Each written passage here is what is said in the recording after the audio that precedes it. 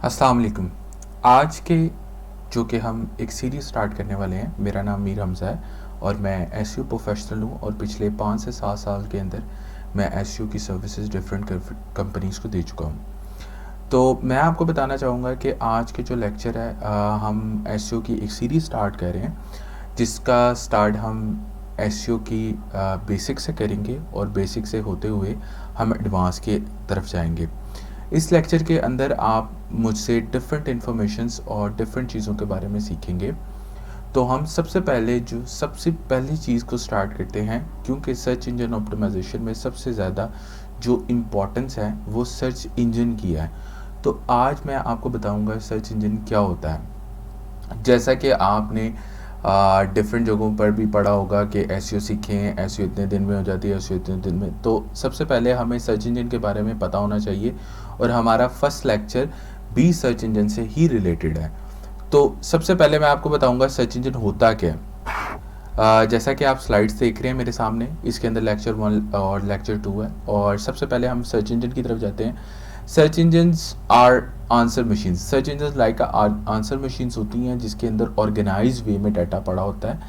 अब उस organise way में जो डाटा पड़ा होता है, उस इंफॉर्मेशन को हमने यूज़र तक, यानी जैसे कि मैं यूज़र हूँ, अब मैंने कोई इन्फॉर्मेशन चाहिए तो मैं सबसे पहले उस सर्च इंजन के पास जाऊँगा और अपने कुछ वर्ड्स दूंगा, और सर्च इंजन जो होगा उन वर्ड्स को अंडरस्टैंड करते हुए वो मुझे उसका आंसर देगा। लेट्स से मुझे कुछ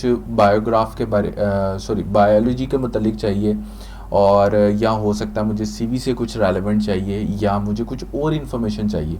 तो मैं सिंपली जाके हम सर्च इंजन को ओपन करूँगा। ऑब्वियसली सर्च इंजन दुनिया में बहुत ज़्यादा है, गूगल है, बिंग है, येंडेक्स है, बेडू है, और भी मल्टीपल टाइप के सर्च इंजन्स हैं। तो हम उसको कुछ वर्ड्स देते हैं। जो वर्ड्स होते हैं वो वर्ड्स मल्टीपल टाइप के होते हैं, उनको हम बेसिकली कीवर्ड्स बोलते हैं। तो मैं जब लिखता हूँ कि लेट्स से मैं घर में बैठा हूँ, मैंने कहा मूवी देखनी है, ठीक है, मैंने लिखा इंग्लिश मूवी, तो इंग्लिश मूवी लिखते साथ ही मेरे पास काफ़ी रिजल्ट्स आ जाते हैं। तो मैंने उसको कुछ वर्ड्स दिए और उसने अपने ऑर्गेनाइज्ड डाटा में से उन वर्ड्स को देखते हुए एक मुझे सर्च रिजल्ट प्रोवाइड किया, और मैंने उस सर्च रिजल्ट्स के ऊपर भी फर्दर क्लिक किया। तो सर्च इंजन में जो सबसे इंपॉर्टेंट चीज़ है, आपने इसको अंडरस्टैंड करना। आप कुछ उसको इन्फॉर्मेशन प्रोवाइड करें और देन इन द रिटर्न वो आपको कुछ इन्फॉर्मेशन आउटपुट की सूरत में प्रोवाइड कर रहा है। तो जो सबसे मोस्ट इम्पॉर्टेंट पॉइंट है, ये चीज़ को अंडरस्टैंड करना है, क्योंकि सर्च इंजन में यही चीज़ें मल्टीपल टाइम में होती रहती हैं। तो अब हम फर्दर आगे मूव करते हैं। जो सर्च इंजन की वर्किंग होती है, सर्च इंजन की वर्किंग किन चीज़ों पर आपसे इंटरव्यू में क्वेश्चंस हो सकता है, क्योंकि हम सर्च इंजन पे ही मोस्टली काम कर रहे हैं। तो हमें पता होना चाहिए सर्च इंजन किन चीज़ों पे काम कर रहा है। जब भी आपसे कोई क्वेश्चंस करेगा कि सर्च इंजन किन चीज़ों पे वर्क कर रहा है, तो सबसे पहले आपके 3 ही आंसर आपके माइंड में आएंगे, जो कि प्राइमरी फंक्शन होता है किसी भी सर्च इंजन का: क्रॉल, इंडेक्स और रैंक। क्रॉलिंग क्या होती है? क्रॉलिंग आगे भी मैं आपको जाके बताऊंगा, थोड़ा सा मैं इसका ओवरव्यू दे देता हूँ। जब ऑब्वियसली ना सर्च इंजन के बॉट्स होते हैं, छोटे छोटे बॉट्स होते हैं, जब वो आपकी वेबसाइट्स पे आते हैं, ये आगे मैंने इसकी क्रॉलिंग की एक डेफिनेशन दी है। जो सर्च इंजन के बॉट्स हैं, ये जो छोटे छोटे बने हुए हैं सर्च इंजन के बॉट्स हैं। बॉट्स आप एक अंडरस्टैंडिंग के लिए ये चीज़ ले लें कि एक ऐसी चीज़ है जो सर्च इंजन की तरफ से आपके सिस्टम पर आ रही है। आपके सिस्टम पे वो चीज़ आई, यानी आपकी वेबसाइट पर आई, और उसने उसको रीड करना शुरू कर दिया। आप यही चीज़ समझ लें कि आपके पास वो चीज़ आ रही है, आपकी वेबसाइट पर आ रही है। वो छोटे छोटे इन फॉर्म ऑफ रिपोर्ट्स हैं, वो आपकी वेबसाइट को रीड आउट करते हैं। वो देखते हैं अच्छा इसमें पीडीएफ भी है, अच्छा इसमें ये भी है। अब वेबसाइट क्या होगी? वेबसाइट एक स्पेसिफिक पेज हो सकता है, वो किसी भी XYZ वेबसाइट का हो सकता है जो कि आपने बनाई हुई है, जिसकी आप सर्च एसईओ करना चाह रहे हैं। तो जब आपने गूगल को सबमिट किया कि ये मेरी वेबसाइट है, तो गूगल ने क्या किया, एक छोटे छोटे रिपोर्ट्स भेजे आपकी वेबसाइट पे। तो क्रॉलिंग एक ऐसा प्रोसेस होता है जब वो रिपोर्ट्स आपकी वेबसाइट के ऊपर आते हैं, स्पाइडर्स होते हैं, ठीक है, और वो आके वो चेक करते हैं, अच्छा इस पेज के ऊपर इमेज भी पड़ा हुआ है, ठीक है, इसके ऊपर कंटेंट भी पड़ा हुआ है, ठीक है, इसके ऊपर नीचे इसके अंदर बटन्स भी लगे हुए हैं, गुड, इसके बाद इसके अंदर ये चीज़ें, वो सारी इन्फॉर्मेशन को गूगल के अंदर ले जाते हैं। यानी आपके पेज के ऊपर जो जो चीज़ें पड़ी हुई हैं, आपने कोई वेबसाइट खोली, ठीक है, उसके अंदर फ्रंट पे आपने लगाया था एक बैनर लगाया था, नीचे आपने टेक्स्ट लिखा था। जो सबसे पहला प्रोसेस होता है वो क्रॉलिंग का होता है, जिसमें वो सारी इंफॉर्मेशन गूगल के पास ले जाई जाती है। अब उसके बाद नेक्स्ट प्रोसेस क्या है? अच्छा जी, क्रॉलिंग होगी, क्रॉलिंग के बाद नेक्स्ट प्रोसेस क्या है? नेक्स्ट प्रोसेस है इंडेक्सिंग का। इंडेक्सिंग आपने ये चीज़ अंडरस्टैंड करनी है। अब क्या हुआ कि जब वो सारा डाटा गूगल के पास गया, ठीक है, गूगल ने कहा ये पेज के ऊपर ये चीज़ें पड़ी हुई हैं, फिर गूगल ने क्या किया, उस इंफॉर्मेशन को अंडरस्टैंड करते हुए, लेट से एक एग्जांपल ले लेते हैं, आपकी वेबसाइट एजुकेशन से रिलेटेड है, आपने एक पेज बनाया, उसके ऊपर आपने एक एजुकेशन का एक मसलन के मैट्रिक के रिजल्ट्स के लिए या कोई भी 10 स्टैंडर्ड्स के रिजल्ट्स के लिए आपने एक पेज बनाया, उसके ऊपर आपने एक इमेज लगाया, नीचे आपने थोड़ा सा टेक्स्ट लिखा, टेक्स्ट लिखने के बाद आपने बताया कि अगर आप 10 स्टैंडर्ड्स के अंदर है तो ये बेसिक चैप्टर नंबर 1 हो सकता है। तो गूगल ने ये सारी इन्फॉर्मेशन पढ़ी, पढ़ने के बाद गूगल जब वापस लेके गया, गूगल ने उसके बाद अपने एल्गोरिदम्स, यानी गूगल ने एल्गोरिदम्स को मैं थोड़ा सा इजी वर्ड में इस तरह कहूँगा कि गूगल ने अपने पास कुछ मैजिक किया और अपनी मशीन से अंडरस्टैंड किया कि ये इन्फॉर्मेशन किससे रिलेटेड है, लेट्स से वो एजुकेशन से रिलेटेड है। तो गूगल ने क्या किया, गूगल ने कहा कि ये जो इन्फॉर्मेशन है ये स्पेसिफिकली 10 ग्रेड के फर्स्ट चैप्टर की इन्फॉर्मेशन है, जो कि पाकिस्तान में या इंडिया में वो स्पेसिफिकली आपने उसमें लिखा हुआ था कि ये पाकिस्तान के अकॉर्डिंगली है, ये पाकिस्तान में जो 10 क्लास के अंदर फर्स्ट ग्रेड पढ़ाया जाता है उसके रिलेटेड कंटेंट है, वो सारा आपने रीड आउट किया, गूगल ने क्रॉल करके अपने पास लिया, गूगल ने इसको समझा और समझने के बाद गूगल ने इसको इंडेक्स करवा दिया। ये इंपॉर्टेंट स्टेप है, यानी गूगल ने क्रॉल कर लिया, क्रॉल करने के बाद उसको उसने इंडेक्स करवा दिया। तो जब वो इंडेक्स करवा दिया तो फिर वो गूगल के अंदर शो होने लग जाएगा, जैसे कि मैंने लिखा हुआ store and organise the content found during the crawling process. Crawling process में उसने देखा, उसके बाद उसने उसको गूगल के अंदर इंडेक्स करवाया और लोगों को शो करना शुरू कर दिया। तो अक्सर आपके पास लोग आएंगे, वो ये कहते होते हैं कि मेरा कंटेंट जो है वो क्रॉल हो गया या क्रॉल नहीं, इंडेक्स नहीं हो रहा। तो आपको पता होना चाहिए, अच्छा आप जाके देखेंगे क्रॉल हुआ है कि नहीं हुआ। अगर क्रॉल हुआ है और इंडेक्स नहीं हो रहा है, इसका मतलब कंटेंट की क्वालिटी में कोई इशू है। कंटेंट की क्रॉलिंग तो हो चुकी है, इंडेक्स नहीं हो रहा। अगर इंडेक्सिंग नहीं हुई और क्रॉलिंग दोनों चीज़ें नहीं, इसका मतलब गूगल उसको आइडेंटिफाई नहीं कर पाया। तो आपको सर्च इंजन की बेसिक वर्किंग का पता होना चाहिए। अब उसके बाद जो नेक्स्ट स्टेप है वो मैं आपको बताता हूँ। यहाँ पर सर्च इंजन की रैंकिंग क्या होती है।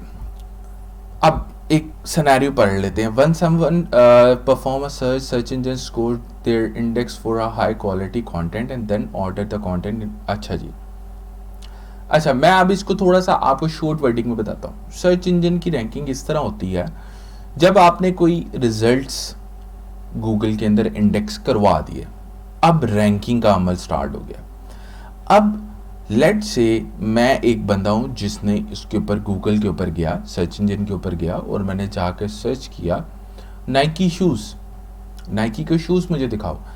अब गूगल ने क्या किया, गूगल ने अपने पास जो रिजल्ट्स पड़े हुए थे, सबसे पहले उसने मेरी लोकेशन देखी। लेट से मैं लाहौर से हूँ, तो उसने मेरी लोकेशन देखी, अच्छा ये पाकिस्तान में लाहौर से है, ये नाइकी शूज़ के बारे में लिख रहा है। इसने जस्ट, इसमें अब दो तरह के हो सकते हैं, मेरी क्यूरी का इंटेंड हो सकता है।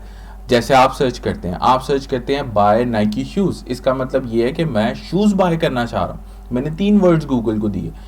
अब गूगल ने क्या किया, गूगल ने जो मुझे रिजल्ट्स दिखाए वो बेस्ड ऑन रैंकिंग दिखाए। बेस्ड ऑन रैंकिंग, रैंकिंग क्या चीज़ होती है अब मैं आपको बताता हूँ। रैंकिंग के अंदर 2 से 3 पैरामीटर्स आते हैं। रैंकिंग के अंदर अगर हम देखा जाए तो वो जो रिजल्ट गूगल हमें शो करवा रहा है, क्या वो इन बेस ऑफ कंटेंट है, उसमें कंटेंट मैटर करता है, उसके अंदर उसको कितने बंदे रेफर कर रहे हैं, उस वेबसाइट को कितने बंदे रेफर करते हैं, और क्या वो ऑफिशियल स्टोर है, ये मैटर करता है। अगर थर्ड पार्टी भी है तो कोई मसला नहीं है। अब मैं ये जो 2-3 चीज़ें कही हैं, कंटेंट क्या है, रेफर करना क्या है, ये क्या चीज़ है भाई, इसको मैं थोड़ा और एक्सप्लेन करता हूँ। कंटेंट क्या होता है, कंटेंट से मुराद ये है कि आपने एक पेज बनाया, पेज के नीचे वाले सेक्शन में आपने ऐड किया कि जो मेरी वेबसाइट है ये बेसिकली बाय शूज़ मैं करता हूँ और वो स्पेसिफिकली नाइकी से रिलेटेड है। तो एक चीज़ तो कॉन्सेप्ट क्लियर हो गया कि आप जो है वो नाइकी के शूज़ बेच रहे हैं, और गूगल ने जाके जब आपकी वेबसाइट को क्रॉल किया था और अपने इंडेक्स में ऐड किया था, और उसने यही समझा था आपके कंटेंट को रीड करते हुए कि आप जो है वो नाइकी के शूज़ सेल कर रहे हैं। ठीक है, डन हो गया। अब उसके बाद रैंकिंग किस तरह आएगी? रैंकिंग इस तरह आएगी कि जब आपकी वेबसाइट जो होगी उसके ऊपर एक तो कंटेंट रेलेवेंट होगा, दूसरा आपकी वेबसाइट्स को जूते बनाने वाले लिंक कर रहे हैं। लिंक करना क्या होता है? लेट से मैं एक एग्जांपल ले लेता हूं। आप देखते हैं एक बंदा ए है, बी है, सी है और डी है। अब ये डी तक जितने लोग हैं वो शूज़ बनाने वाले हैं, और वो शूज़ बनाने वाले वो आपकी वेबसाइट को लिंक करते हैं। लिंक करने से मुराद क्या है? एक लिंक देते हैं कि किसी बंदे ने नाइकी के शूज़ बाय करने हैं तो वो ये ए यानी जो आपकी वेबसाइट है उससे बाय कर ले। ए वाला भी यही कर रहा है, बी वाला भी यही कर रहा है, सी वाला भी यही कर रहा है और डी वाला भी यही कर रहा है। और एक एज्यूम कर लेते हैं कि जितने भी लोग हैं ये काफ़ी अरसे से जूतों के मैन्युफैक्चर हैं। अब आपको क्या हुआ? गूगल क्या अंडरस्टैंड करता है? गूगल अंडरस्टैंड करता है ठीक है ए बी सी डी ई जो कि पिछले 10 सालों से जूतों की फील्ड में है, और जो रैंक यानी जो बंदे को रेफर कर रहे हैं वो नाइकी के शूज़ वाले को रेफर कर रहे हैं। इसका मतलब ये ऑथेंटिक स्टोर है, या ये वो एक ऐसी जगह है जिसको मुझे हायर रैंक करना चाहिए। तो गूगल क्या करता है? Google due to reference of people यानी A B C D E F की वेबसाइट जो रेफर कर रही है और सारे सारे जूते बनाने वाले हैं और वो रेफर कर रहे हैं आपके स्टोर को, तो गूगल उसको आहिस्ता आहिस्ता रैंकिंग में ऊपर लेके आता है।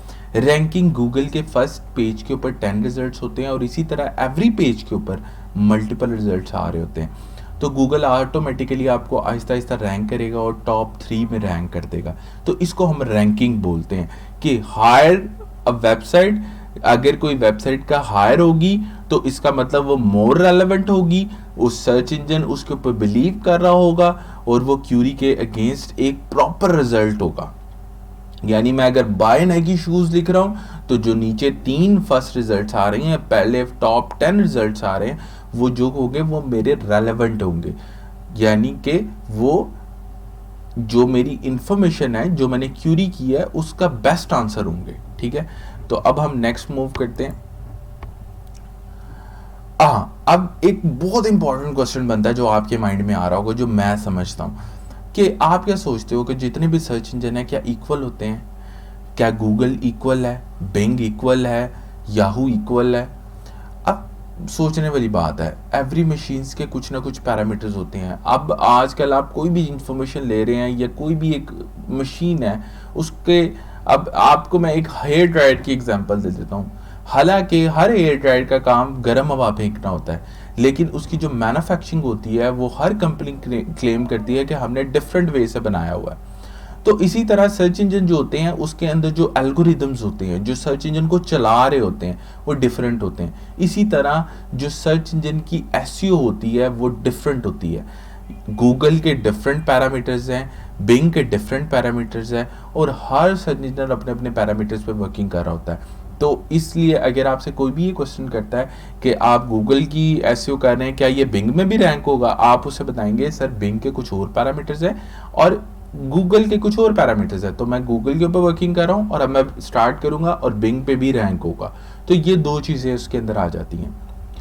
फर्दर अब इसके अंदर जो चलते हैं, आज का जो लेक्चर है इसको हम थोड़ा सा रिकैप कर लेते हैं। सबसे पहले हमने एसईओ के बारे में, सर्च इंजन के बारे में पढ़ा।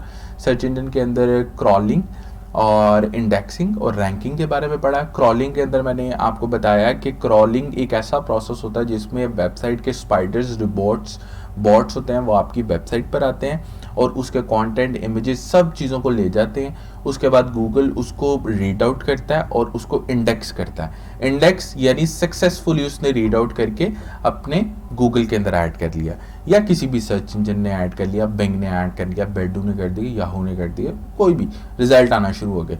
अब उसके बाद जब रैंकिंग का अमल होता है, रैंकिंग एक स्पेसिफिक कीवर्ड के अगेंस्ट होती है। कीवर्ड की मैंने आपको एक स्टोरी सुनाई थी जिसके अंदर मल्टीपल पीपल्स हैं, एक वेबसाइट को रेफर कर रहे हैं, वो टॉप रिजल्ट्स आ जाते हैं। अब उसके बाद वो जो टॉप पे आ रही होती है वो सबसे बेस्ट रिजल्ट होता है, वो उस क्यूरी के अगेंस्ट होता है। उसके बाद हमारा एक मोस्ट इंपॉर्टेंट क्वेश्चन मैंने जो आपको बताया कि क्या एसईओ में सारे सर्च इंजन की वर्किंग इक्वल है, नहीं, ऐसा बिल्कुल भी नहीं है। तो मैं उम्मीद करता हूँ इस लेक्चर से आपने बहुत कुछ सीखा होगा। अब हम नेक्स्ट लेक्चर की तरफ चलते हैं जो कि प्योरली एसईओ की टाइप्स के ऊपर होगा। इस वीडियो को आपने लाइक करना नहीं भूलना, और प्लीज़ लाइक कीजिए और कमेंट कीजिए अगर आपके कोई माइंड में क्वेश्चन है। Thank you so much.